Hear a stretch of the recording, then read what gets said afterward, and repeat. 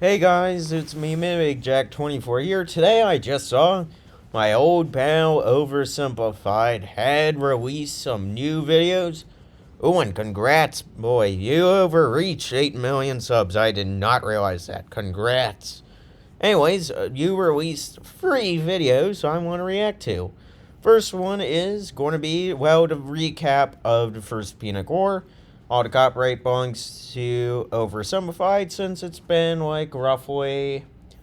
Give me a sec. I'll pull out my own videos because I remember that I usually react to them whenever they come out. So give me a sec. Where is it?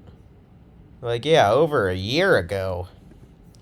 So let's begin this little recap. The link for the recap will be in the description, along with the link for the Second Punic War Part 1, because that is the video I'm going to be reacting to mainly in this video.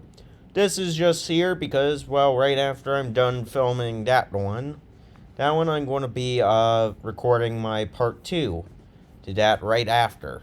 So anyways, let's get recapped. Without any further ado, let's begin, well, the recap of the First Punic War. I have to say, beautiful.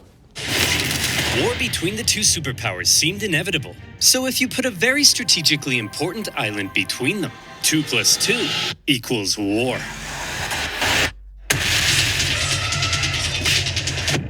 Sicily was an island. Islands are surrounded by water. Charge!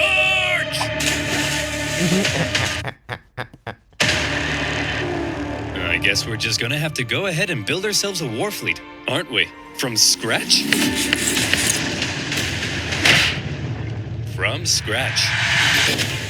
They developed ingenious new ways of waging war. They attempted an invasion of the Carthaginian heartland. Look at this thing. It's unbelievable. And whenever disaster struck them, they always came back, again and again. Yep. Effectively, the Romans were like the cockroaches of the ancient world. You just couldn't kill them. The Romans have built another fleet. Oh, for goodness sake! The Carthaginians later sent possibly the greatest military general of the time, a man named Hamilcar Barca, to the island. Hamilcar is most famously the father of another famous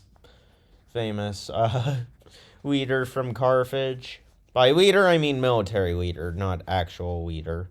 But man. No. But in the end, it was Roman determination that won the fight. Yep. I just don't care! And you have to pay us 2,200... Oof. The last thing is really pretty bad. ...talents of silver over the next 20 years. Ay, caramba! That will cripple us. One day, Carthage will have its revenge. My beautiful son. You are vengeance.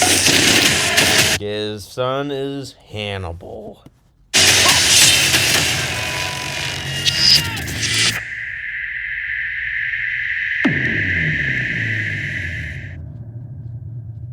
Stupid chickens! Yeah, alright, guys. Well, that was the recap of the First Punic War. And since, well, if you guys want a link in that description, don't worry. Anyways, time to begin. Let's start the Second Punic War, Part 1 by OverSimplified. Alright guys, ready to begin. All the copyright belongs to OverSimplified, and man, it's been way too long since I've seen one of these massive videos, but man, I'm going to love this. This video was made possible by NordVPN. Click the link below and get an exclusive deal with 4 extra months. Also, check out the merch store for some new character pins. Ooh, now that's good. Remaining bucket plushies, and even a calendar. Oh, wow. And I'm not done yet. We've partnered with U2s to bring you an exclusive OverSimplified Roman console figure. Get it while you can at oversimplified.u2s.com. But it's limited edition, so once it's gone, it's gone. So go and buy it now. Hey, What are you still doing here? I said go and buy. I'm sorry, guys. I'm not going to go buy it. I've already bought way too many things this week. Mainly the voice changer.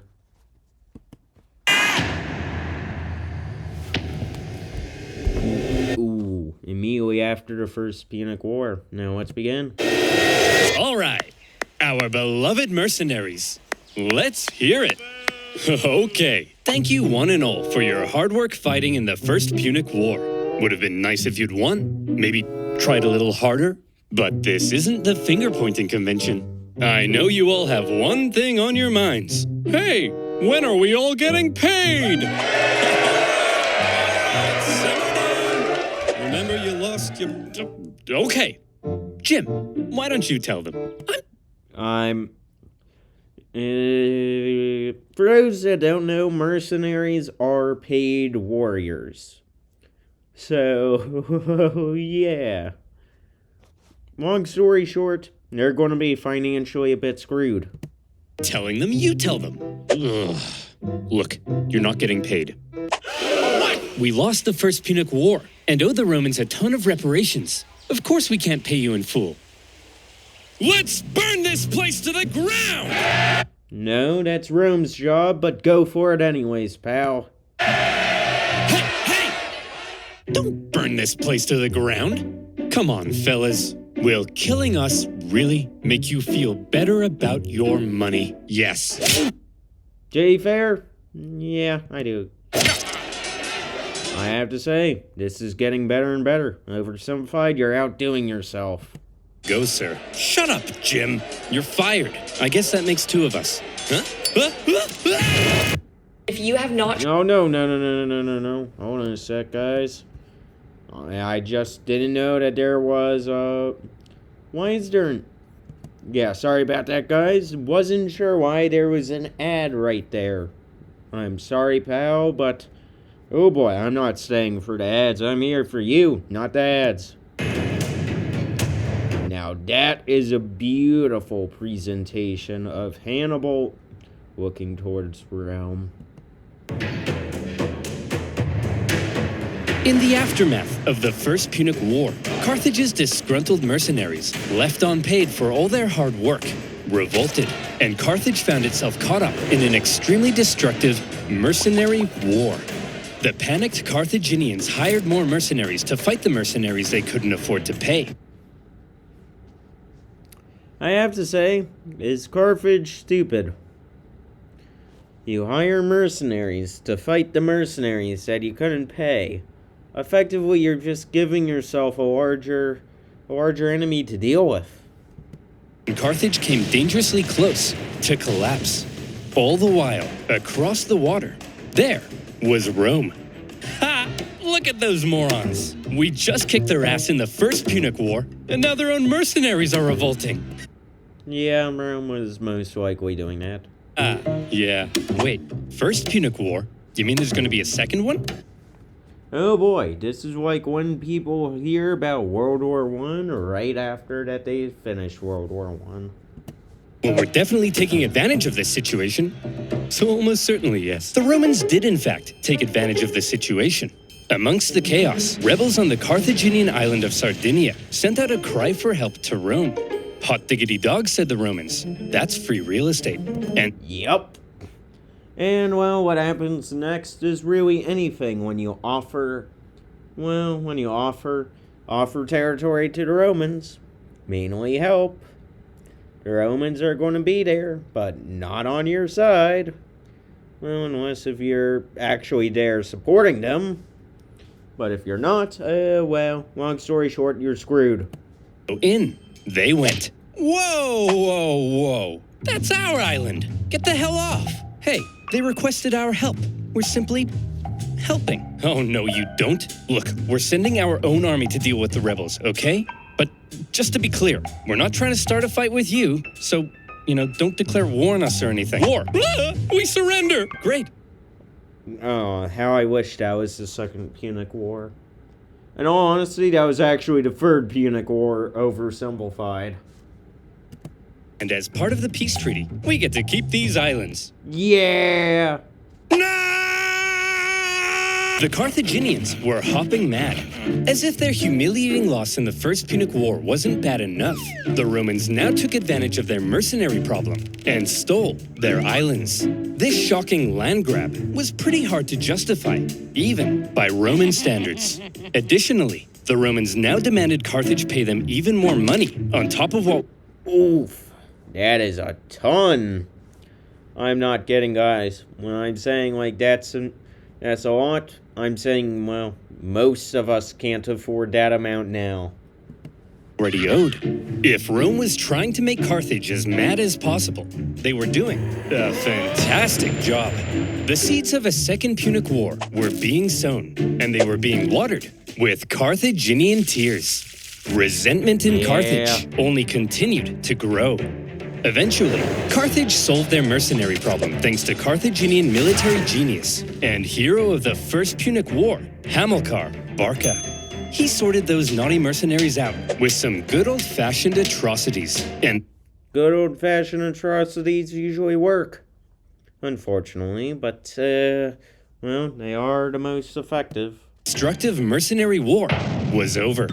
Still, all was not well in Carthage. Mere decades ago, they were the top dogs in the Western Mediterranean. Now, after the crushing defeat in the First Punic War and a huge bill to pay the Romans, Carthage was well and truly under Rome's thumb. What on earth were they supposed to do?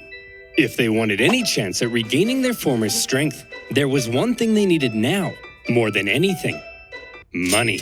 But that is true. Money does regain strength in economics for nations. As long as they owed Rome $1 bazillion, there was nothing they could do. Fortunately for them, amongst their ranks, there was one big hunk of a man with one big clump of a brain. Me, Hamilcar Barca! Yes! Wait, why do you all have the exact same voice? Ah, I have it too! That's... mainly because, well, OverSimplified has one is mainly the main voice actor, where he rarely actually has another one. Hero of the First Punic War, greatest general alive, and the poster above my bed. Hamilcar Barca had an idea. All right, we need money? Well, I've got one word for you: Spain. An area filled with lucrative silver mines, from which the silver would flow like a river, and our pockets would be stuffed, like Tony's mother at a buffet. Hey! So here's my proposal. You send me with an army to Spain. I'll expand our territory, get those silver mines up and running, and we'll be able to pay the Romans back in no time. Okay, but just to check, you're not secretly raising the money to go on a bloodthirsty revenge spree against Rome, are you? Because we can't afford that. Hanno, my dear, I'm simply going to pay them back. No, why is there an ad? No, stop it. No. Why are there ads? Also, if you guys are wondering why the dogs are barking, I have no idea, but right after I'm done recording this video, I'm going to let them out. That wasn't reassuring. Few in Carthage were as bitter about their loss in the First Punic War as Hamilcar Barca. 98% of his brain matter had been reallocated to thoughts of revenge. He was also fed up with the Carthaginian politicians for what he deemed a cowardly betrayal when they surrendered at the end of the last war. And so for Hamilcar, going to Spain meant being able to act independently from the weak Carthaginian government, building his own strength, and then perhaps somewhere down the line, revenge. However, he wasn't going to Spain by himself. Hannibal? Yeah, it is time for Hannibal to start his reign. For those that don't know, Hannibal Barca, one of the most famous enemies of all of Rome. Keep that in mind, he terrified Rome. Not just the people, the entire nation of Rome, even into the later days of the Roman Empire. Yes, Father? Would you like to come with me to build an empire in Spain? Oh. Ooh, this sounds good. Boy, would I! Barbara, mind if I take our 9-year-old son with me? I want to implant an intense hatred of Rome in him and prepare him for a glorious campaign of vengeance. Just try not to traumatize him, dear. No promises. Yeah, anyways, that's fair enough. Young boy Hannibal would accompany his father, watching, learning. Hold on, wait. Things I like about Dad. Hold on. His beard, his eye scar, the way he smells of Roman blood. Learning. Hold on, wait, what? I must...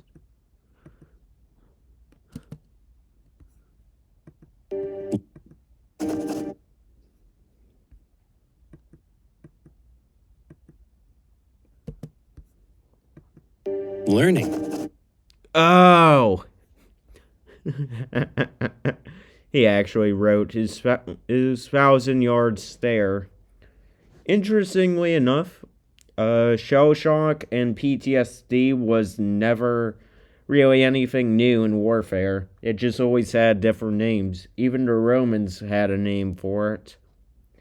I forget the name off the top of my head, but then again, yeah, the 1,000-yard stare, or shell shock, or, well, modern day known as PTSD, really was a thing that's been in soldiers for a long time.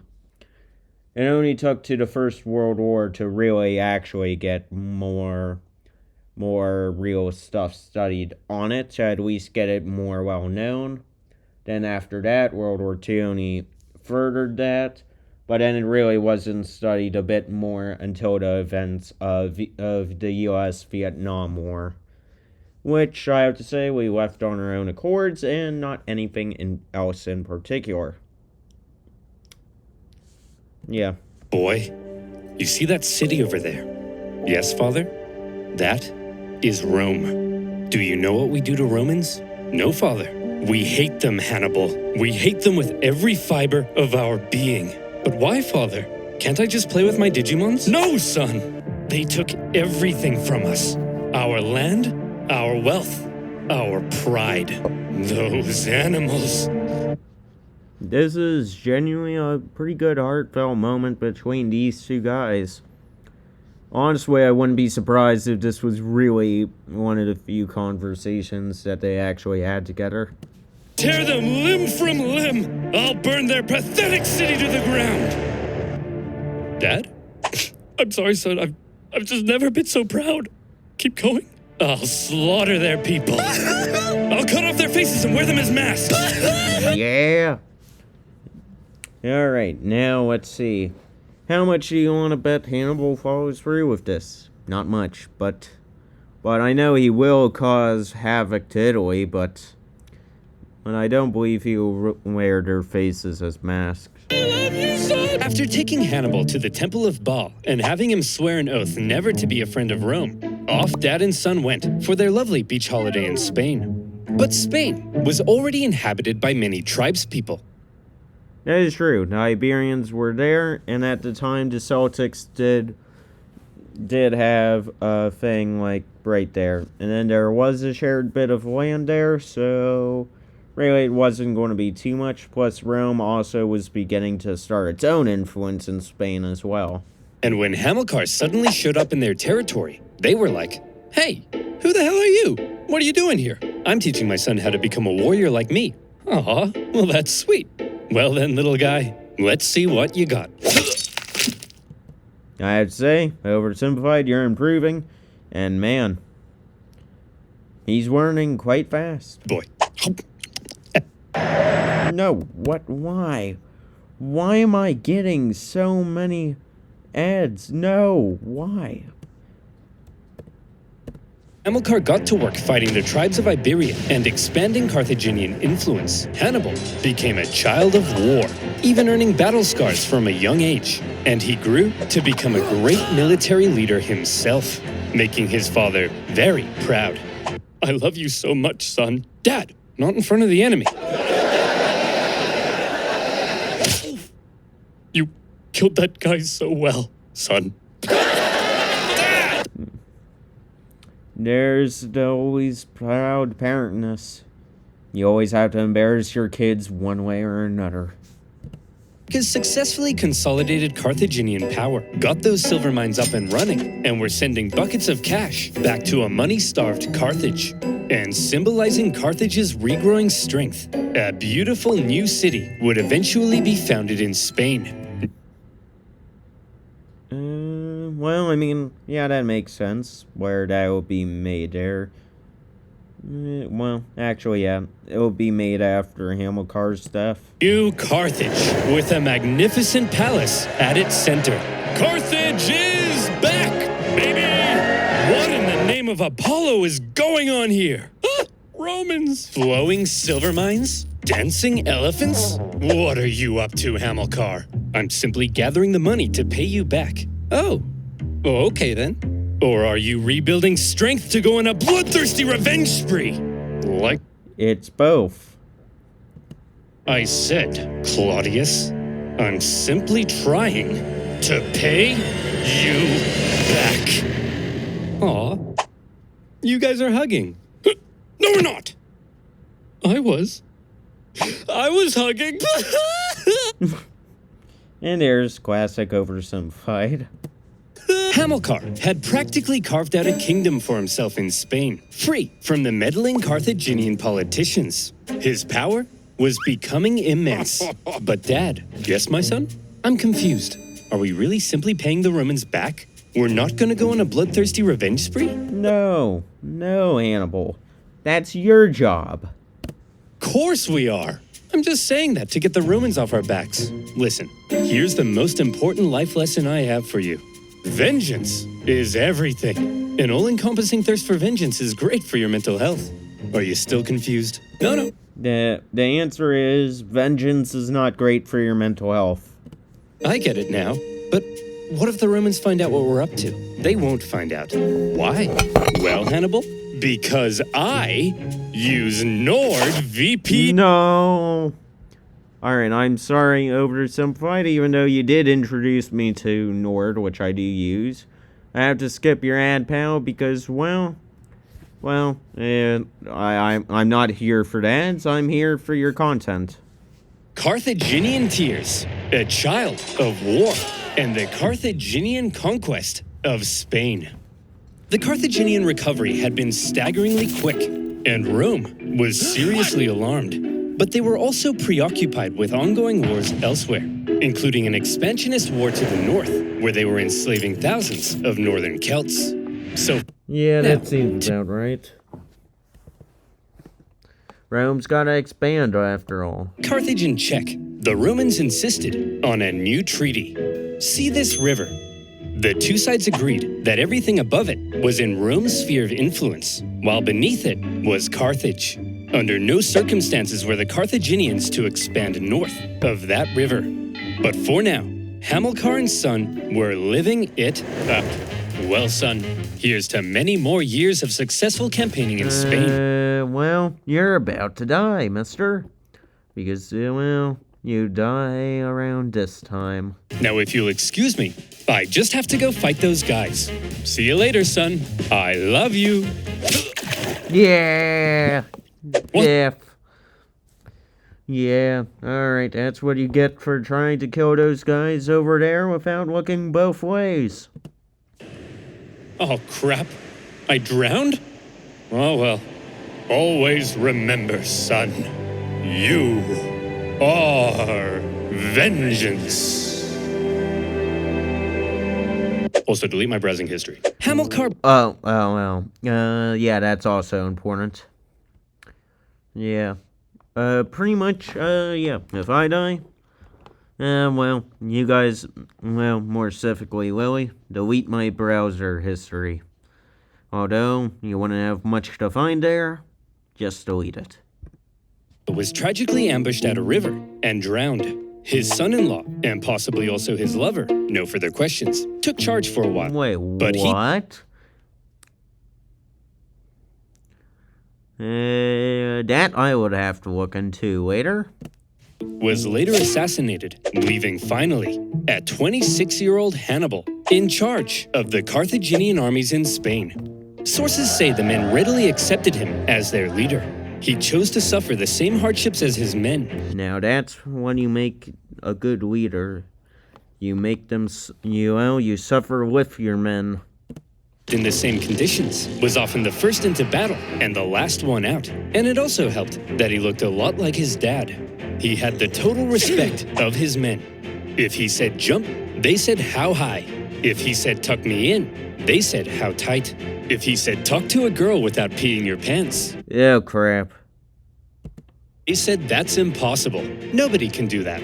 An army that would follow him anywhere would be crucial for The group went for revenge, things that made Hannibal a great commander. Well, if Napoleon taught me anything, being one of the main boys of the army is one of them. acting his vengeance against Rome.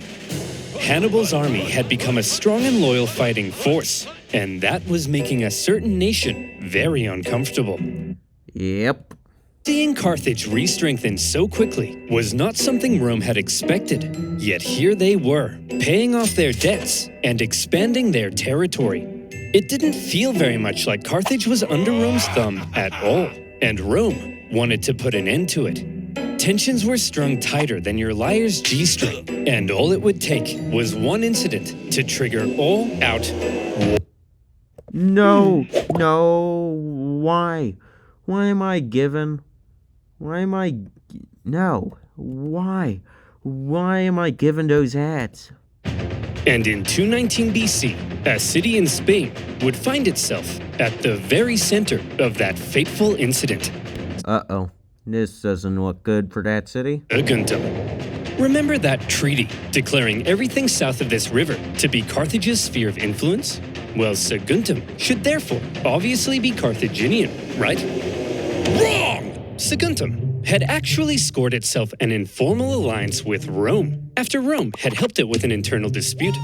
With Carthaginian encroachment, Saguntum began to fear for its independence, and Rome declared itself Saguntum's protector. But this clearly went against the Ebro River Treaty. So what on earth was Rome doing?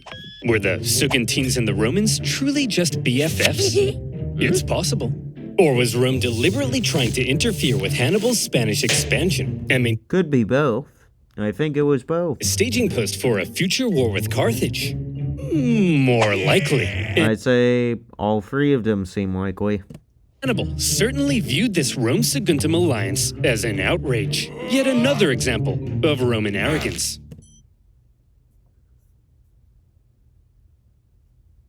Yeah, that seems about right. First, he left Saguntum alone. But having learnt from his father to hate all things Roman and having an Oh, no. No, don't. Oh boy, no, that looks painful. his father's dream of bringing Rome to its knees more, Hannibal may have begun to see Saguntum as an opportunity. Could this controversial alliance be just what devilish little Hannibal needed to kickstart a second war with Rome and restore Carthaginian dominance? Well, starting a second war with Rome, yes. Restoring Carthaginian, influence and power? Oh boy, no. I already know the outcome of this war. Carthage is screwed. It's even possible that Rome were also using Saguntum to goad Hannibal into a fight, so they could go and kick him out of Spain. And I mean, that's most likely another thing that they were using. two giants began gearing up for round two. The poor people of Saguntum had no idea that they were about to be crushed in the collision. Hey! Your alliance with Saguntum is an insult, and we won't stand for it. They're our friends, Hannibal, and if you lay a finger on them, it'll be an act of war. Yeah, Hannibal, back the hell off. War, eh? I was thinking I might just besiege their city and massacre their people. I hope you do, Hannibal. Find out what happens. Yeah, we hope you do, Hannibal. Wait, what? Maybe I will. Go. Yeah. See, well, they clearly don't know that Rome is more than willing to let a few allies die in order to advance their own plans. Kill them all. Okay then. Fine. Okay, guess I'll do just that. Consul, we look forward to it. Consul, you're gonna protect us though, right? Well, poor guy. No, they're not going to protect you. Consul! Oh no! To top it all off, when the Saguntine people made the genius decision of raiding into Carthaginian territory. Why? Why do that? That's an ingenious idea. Why risk war? War with a much larger and richer nation, especially if that, well, this is going to be a hard struggle for Rome now.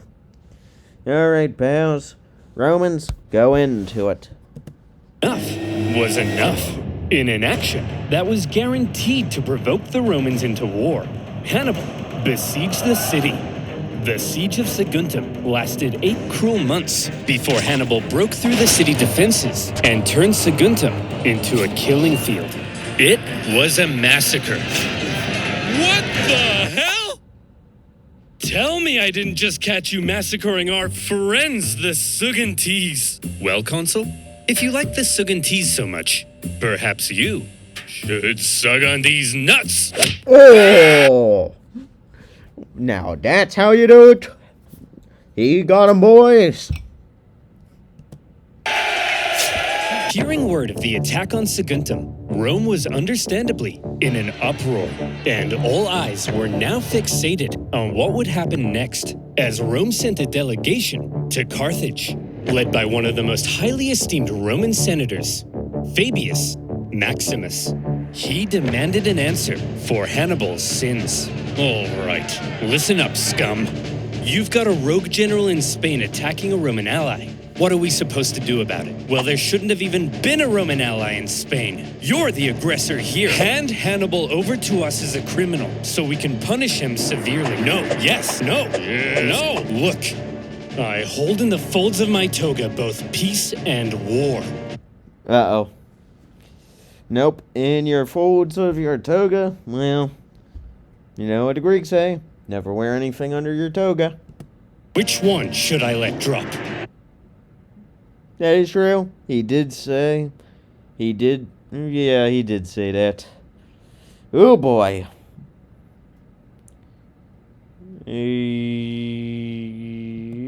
Whichever one you want. Oh boy. Carthage is screwing itself over. Then I choose.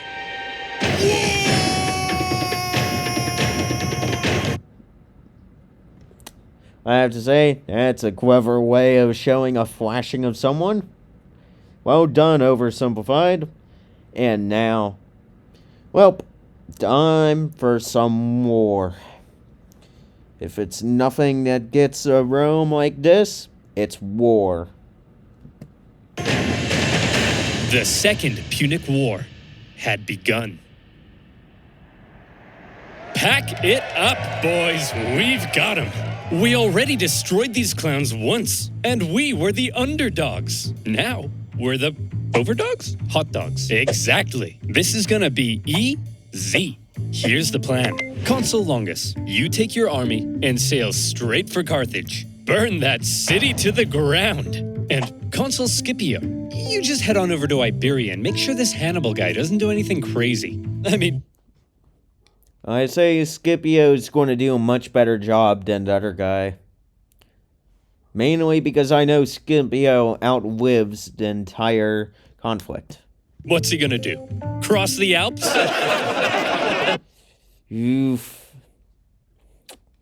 Well, he is going to cross the Alps in the most epic way possible.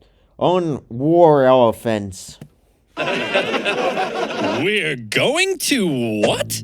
Cross the Alps. We're going to what? I just told you. Hannibal. Yeah, he did just tell you, dude. Pay attention. Will freeze to death. Trust that did happen. Jerome, the Romans are expecting us to fight the same way we did last time. Passively, taking no initiative. They think it's gonna be easy. So this time, That is true. we have to be aggressive. That's also true. We have to go on the attack. It sickens me to say this, but this time, we have to be a little more Roman. Oof. Ooh. Your father would be disappointed in you, Hannibal. I mean, we're gonna take poops and baths together? But I'm insecure about my hairy legs. No, I'm saying this time, we're gonna take the fight to them. Think about it. Rome thinks they're simply going to invade us and win the war. So when they suddenly find themselves being invaded from the north, they'll freak out. Like Tony's That is... mother, when the buffet runs out of shrimp. Hey! Oof. Tony, you getting roasted, my dude. Gotta admit, it's actually kind of genius. And my hairy legs will insulate me from the cold. That's the spirit, dude. Spirit, Hannibal, you have my sword, and my spear, and my legs. Oversimplified, we have to talk about this. What good Lord of the Rings reference? Ugh. Hannibal, I need to... No, why? Why? Why am I given these ads? No. Okay. I can't be the only one getting these amount of ads. plan. A daring alpine trek to surprise the Romans was a bold but risky strategy. If it paid off, he could catch the Romans with their pants down, but he could also end up losing a ton of men and supplies in the hostile mountain condition. Believe it or not, he lost a ton of men and supplies and a lot of war elephants. And to this day, we still have no idea which path Hannibal used to cross the Alps. But we know he did it because, the Romans have a lot of history books on being surprised from when Hannibal's army arrived out of the Alps, so yeah. Nevertheless, in 218 BC, with a fire in his eyes and some vengeance in his belly, Hannibal brought his force of almost 100,000 men across the Ebro River. They spent months on the road, trekking through the cold, hostile mountain conditions. And when they finally reached the other side, they said, "Hooray! We did it! We crossed the Alps." No, those were the Pyrenees. Oof. Oof. Yeah, that wasn't Alps, boys. You're stuck into an even worse one. Those are the Alps. Yeah, you're going to be a bit more screwed.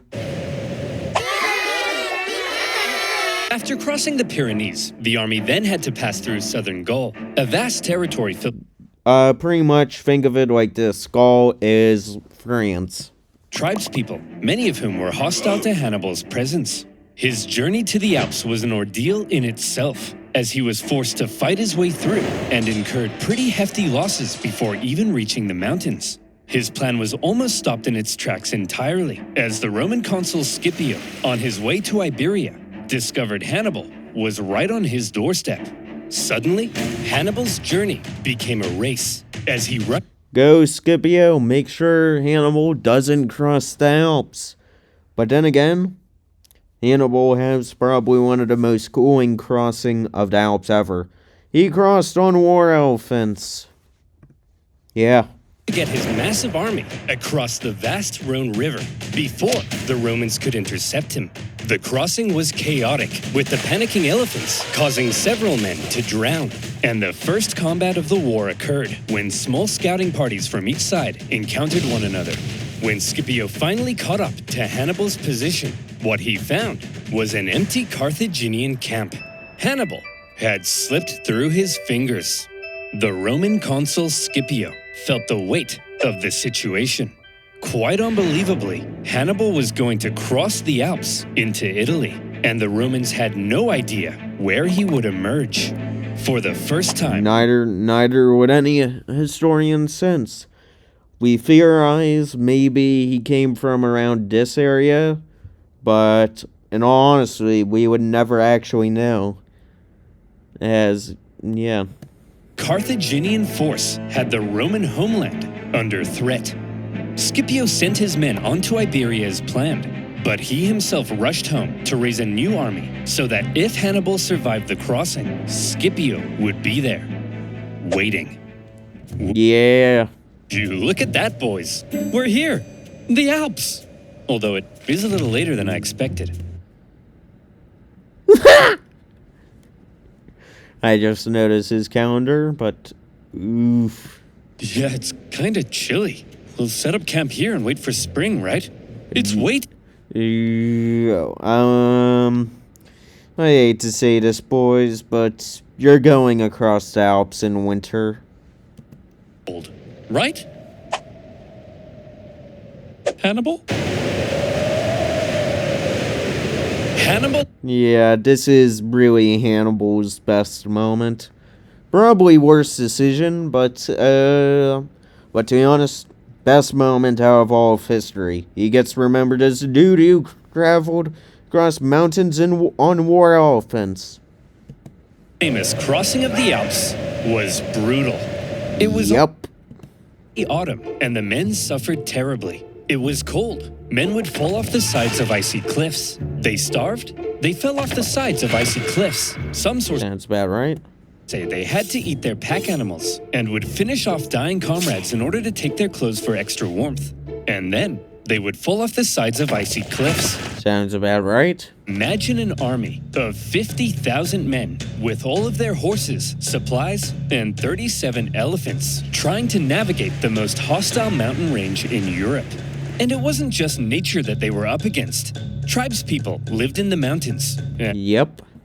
they couldn't believe what they were seeing. A tribe approached Hannibal and said, "Hey man, geez, that's some nice armor. What is that, gold? Man, I'd really like that armor. Hey boss, they've got food as well. Shut up, be cool. Hey, why don't you let us guide you through this narrow gorge? We're not gonna kill you or nothing. Just walk right on through there. We're not gonna kill you. It's just right this way." Yeah, it became one of the few things that really actually makes it more harder to tell due to the different tribesmen. We're not gonna kill you. Hannibal's army were forced to fight their way through the gorge as massive boulders rained down on them from above.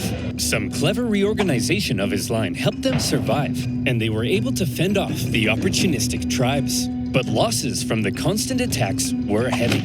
As the journey continued, men who went over the sides would get stuck on the ice sheets below and had to make a grisly choice between starving to death or just getting it over with. Why am I getting so many ads? No. Why? Okay. The demoralized army reached the summit and rested for a couple days. Hannibal tried to lift their spirits with a rousing speech. "Look, men, down there. It's Rome. These plains stretching out in front of you are bountiful with food to eat and Romans to kill. Move, Bessie! Look, you have just climbed the walls of Rome. The hard part is over. From here on out, it's all downhill, and nobody else will die. Except for them. The rest of us here, no one dies. Yeah, that seems about right. Starting now. Okay, let's go. Oh, for goodness sake! As it turned out, the descent was as deadly as the way up, with the cold really starting to set in. The path became even more narrow, and at one point, the men spent 3 days in the freezing cold repairing a collapsed road. When they finally reached the bottom, Hannibal said, "Look, guys, we did it." Well, I thought it went really well. When Hannibal left Spain, he had about 100,000 men. By the time he arrived, it was less than that. By the time he reached the Italian plains, his numbers had dwindled to about 26,000. He would... Oof. That's a massive loss if I've ever seen one. Loss of 74,000 men. Now caught in enemy territory, without a supply line or source of reinforcements. And any elephants who had survived to this point were almost certainly traumatized. So what That is true. The war elephants were traumatized by the crossing. Earth was Hannibal up to? This supposed military genius had just led a starving and weakened army right into enemy territory. Any modern general who lost half their men to mountains would be immediately fired, That's true. possibly even depanced on live Yeah, I think that would also be true. TV. Here's the thing. While Hannibal may not have planned on losing quite so many men, he had almost certainly expected considerable losses, and he always had a plan for how to replace them. Need men? Northern Italy was full of men. That is true. Burly Celtic men, all the men Hannibal would ever need to beat off Rome. These Celts were filled with resentment, having only recently That is true. been conquered by Rome. Hannibal hoped to be seen as a liberator, convince the Celts to cut ties with Rome, and instead join him in crushing Rome. That way, he could gain a source of reinforcements and supplies right in Rome's backyard. But sir, in order to win the loyalty of the Celts, we would need to make a seriously favorable impression on them. How do we get them to like us? Kill them. One of Hannibal's first actions in Italy was to obliterate a nearby tribe who wouldn't join him. First of all, this might backfire on Hannibal because it's been a while since I studied this general, but man, this does not seem like a good idea. This sent a clear message to all the other tribes. It was his wrath they should fear, not Rome's. The realization that a Carthaginian army had just invaded them must have been shocking for the Romans.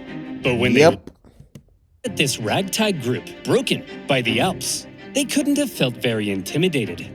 Yeah, that's true. However, Hannibal was now in Italy, and he was about to embark on one of the most astonishing military campaigns in all of human history. He's not kidding. This event on its own was even impressive at its own time. The Romans may not have known it yet, but there was now a monster loose in their territory, and he was vying for Roman blood. Alright guys, well, that does it for the Second Punic War by OverSimplified Part 1. Remember, for the First Punic War recap and for the Second Punic War Part 1, all copyright belongs to OverSimplified, and links to the original video will be in the description down below. Anyways, I'll see you guys later, so goodbye.